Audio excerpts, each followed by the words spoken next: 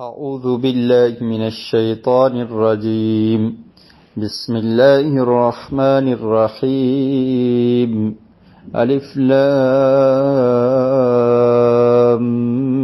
ميم ذلك الكتاب لا ريب فيه هدى للمتقين الذين يؤمنون بالغيب ويقيمون الصلاة ومما رزقناهم ينفقون۔ سورۃ البقرہ کا تعارف ہم نے پڑھا تھا۔ سورۃ البقرہ کی ابتدا حروف مقطعات سے ہوتی ہے۔ الف لام میم، ان کو حروف مقطعات کہا جاتا ہے۔ قرآن مجید میں اور بھی ایسی صورتیں موجود ہیں جن کی ابتدا اس طرح کے حروف سے ہوتی ہے، جیسے الف لام را ہے، الف لام میم صاد، یاسین صاد، کاف ہا یا عین صاد۔ تو اس طرح سے بہت سارے حروف ہیں، ان کو حروف مقطعات کہا جاتا ہے۔ مقطعات کا مطلب یہ ہے کہ وہ حروف جن کو علیحدہ علیحدہ پڑھا جاتا ہے، اور ان کی اصل مراد کیا ہے اس کو اللہ رب العالمین ہی جانتے ہیں۔ ہم یہ تو پہچانتے ہیں کہ یہ حروف تحجی ہیں جن سے قرآن مجید لکھا گیا ہے، یہ وہی حروف ہیں، لیکن اللہ تعالی نے ان حروف کے ذریعے پوری دنیا کو چیلنج کیا ہے کہ تم بھی یہ حروف استعمال کرتے ہو۔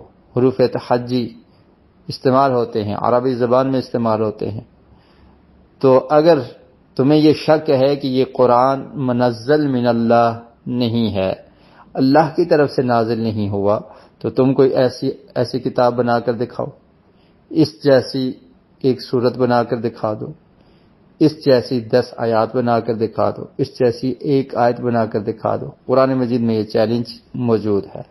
تو یہ حروف تحجی کا صورتوں کے آغاز میں آنا، جن کو حروف مقطعات کہا جاتا ہے، تو یہ ایک اللہ کی طرف سے چیلنج ہے۔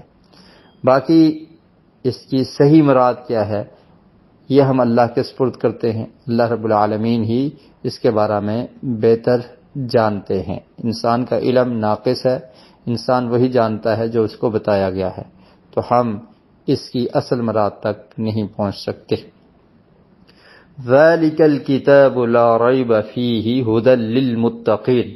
ذَلِكَ کا مطلب ہوتا ہے وہ، اس میں اشارہ ہے یہ، تو یہ دور کے لیے استعمال ہوتا ہے۔ تو ذَلِكَ ھذا قریب کے لیے، اس کا مطلب ہوتا ہے یہ، اور ذَلِكَ کا مطلب ہوتا ہے وہ، لیکن یہاں پر اس کا معنی ہوگا یہ، کیونکہ یہ کتاب ہمارے سامنے ہے، یا یہ کتاب جو لوح محفوظ میں محفوظ ہے، اس کتاب میں کوئی شک نہیں، تو اس لیے اس کا مطلب کریں گے یہ ذَلِكَ الْكِتَابُ، یہ کتاب، لا ریب، لا کا مطلب ہوتا ہے نہیں، اور ریب کا مطلب کیا ہوتا ہے؟ شک، نہیں ہے شک، فیہ، اس میں، فی کا مطلب میں اور ہی کا مطلب اس، فیہ، اس میں، ہدن، ہدایت ہے، للمتقین، متقین کے لیے، تو یہ اس کا لفظی ترجمہ ہو گیا۔ ذَلِكَ الْكِتَابُ لَا رَيْبَ فِيهِ هُدًى لِّلْمُتَّقِينَ، یہ کتاب، اس کتاب میں کوئی شک نہیں، یہ متقین کے لیے ہدایت ہے۔ قرآن مجید، اس میں کوئی شک نہیں، اس میں جو کچھ لکھا ہوا ہے وہ یقیناً ہے، اس میں شک کی کوئی گنجائش نہیں ہے، اور ایسے ہی یہ کتاب اللہ رب العالمین کی طرف سے نازل شدہ ہے، اس میں بھی کوئی شک نہیں۔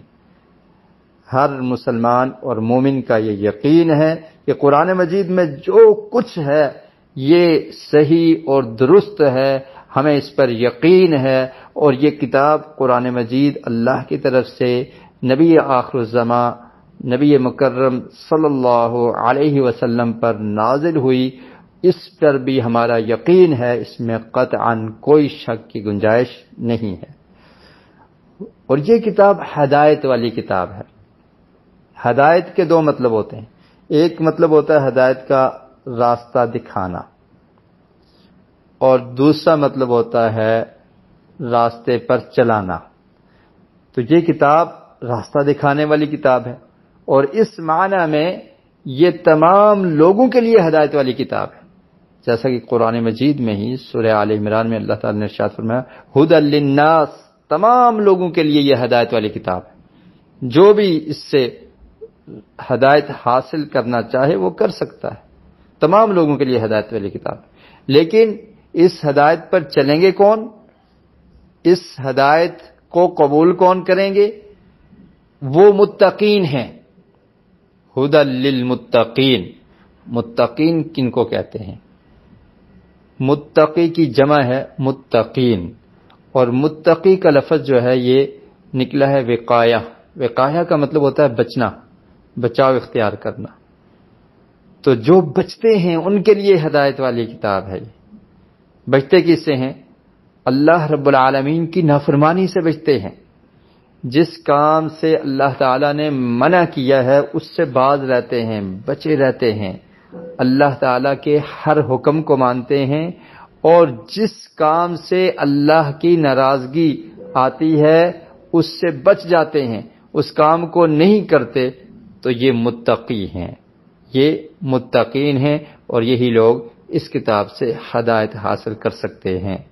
جو شخص اللہ کے حکم کو مانتا ہی نہیں، اطاعت ہی نہیں کرتا، اور ماننے کے لیے تیار ہی نہیں ہے، اور جن کاموں سے اللہ تعالیٰ نے روکا ہے ان سے بچاؤ ہی نہیں اختیار کرتا، تو یہ کتاب پھر اس کے لیے ہدایت والی نہیں ہوگی۔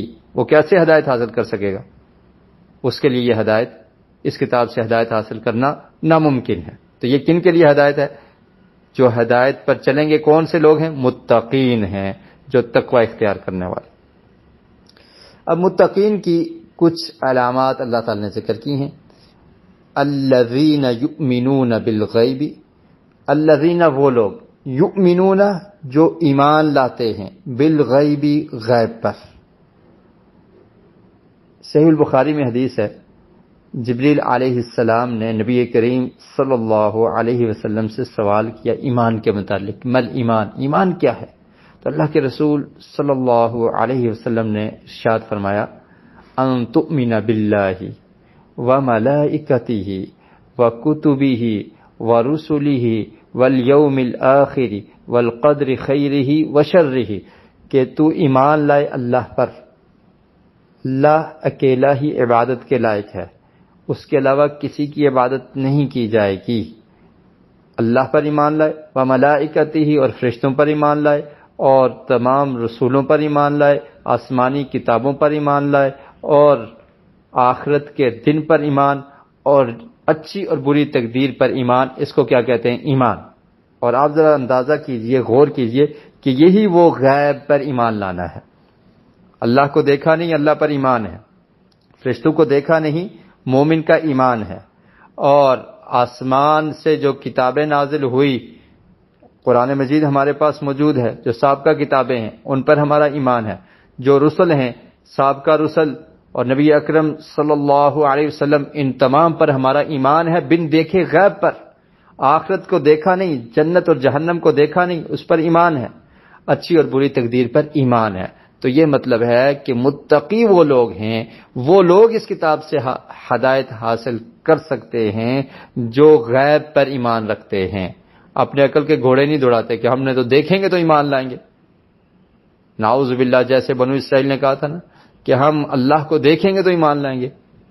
تو غیب پر ایمان لانا کہ اللہ نے جو کہہ دیا، اللہ کے رسول صلی اللہ علیہ وسلم نے جو فرما دیا، ہمارا اس پر ایمان اور یقین ہے، اور ارکان ایمان کو آپ دیکھیے، یہ غیب پر ایمان لانا ہی ہے۔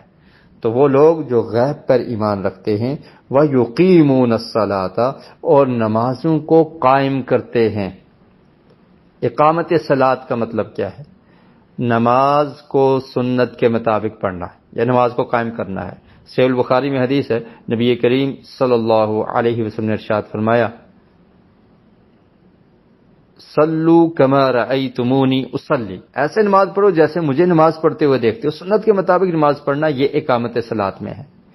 اور اسی طرح نماز کو اطمینان اور سکون کے ساتھ پڑھنا۔ صحیح البخاری میں حدیث ہے، ایک شخص، ایک صحابی آئے، اللہ کے رسول صلی اللہ علیہ وسلم مسجد میں تشریف فرما تھے، انہوں نے نماز پڑھی، آپ نے فرمایا فرجی فصلی فانک لم تصلی، اطمینان اور سکون کے ساتھ نماز نہیں پڑھی تھی، فرمایا واپس ہو جاؤ دوبارہ نماز پڑھو، تم نے تو نماز نہیں پڑھی۔ تو مطلب کیا ہے؟ اطمینان، سکون، خشوع اور خضوع کے ساتھ تمام ارکان کو اچھی طرح ادا کرنا، یہ بھی اقامت صلاۃ میں سے ہے۔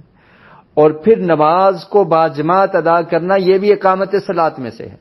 نبی کریم صلی اللہ علیہ وسلم کا ارشاد ہے کہ کسی بستی میں 3 آدمی رہتے ہوں اور وہ نماز کو قائم نہ کریں، یعنی باجماعت نماز نہ پڑھیں، تو شیطان ان پر مسلط ہو جاتا ہے۔ اور پھر نماز میں صفوں کو درست کرنا، یہ بھی اقامت صلاۃ میں سے ہے۔ پیارے رسول صلی اللہ علیہ وسلم کا ارشاد ہے صحیح البخاری میں، حضرت انس رضی اللہ تعالی عنہ اس کے راوی ہیں، فرمایا فإن تسویۃ الصفوف من اقامت الصلاۃ، کہ صفوں کو درست کرنا یہ نماز کو قائم کرنے میں سے ہے، اقامت صلاۃ میں سے ہے۔ اور صحیح البخاری میں ہی حضرت انس بیان کرتے ہیں کہ صحابہ کرام اپنے پاؤں کے ساتھ پاؤں اور کندھوں کے ساتھ کندھے ملا لیا کرتے تھے۔ تو اس طرح سے نماز کو پڑھنا، نماز کو قائم کرنا، اور پھر اس کا مطلب وقت پر نماز ادا کرنا، یہ نہیں ہے کہ لیٹ کر کے نماز پڑھتے رہیں، یہ تمام چیزیں اقامت صلاۃ میں شامل ہیں۔ اور نماز کو قائم کرنے سے مراد یہ ہے کہ یہ نہیں کبھی نماز پڑھ لی کبھی چھوڑ دی، ایسا نہیں، 5 وقت نماز پڑھنا۔ اور یہ پہلی نشانی ہے ایمان بالغیب پر، کہ جو شخص ایمان لایا غیب پر، اس کی اب عملی نشانی کیا ہے کہ وہ اطاعت کرے گا، نماز پڑھے گا۔ جو نماز ہی نہیں پڑھتا اس نے تو اطاعت سے انکار کر دیا، پھر وہ قرآن سے کیسے ہدایت حاصل کر سکتا ہے؟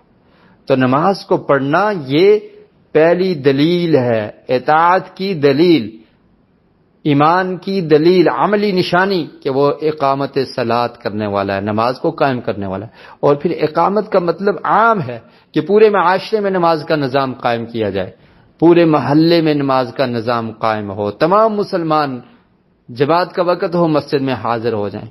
خیر یہ ایک لمبا ٹاپک ہے، تو مطلب یہ ہے کہ وہ لوگ غیب پر ایمان لانے والے ہیں اور نمازوں کو قائم کرنے والے۔ وَمِمَّا رَزَقْنَاهُمْ، اور جو ہم نے دیا ان کو، رزقناہم کا مطلب کیا ہے؟ ہم نے دیا ان کو، ينفقون، وہ اس کو خرچ کرتے ہیں، جو بھی ہم نے ان کو دیا ہے اس کو خرچ کرتے ہیں۔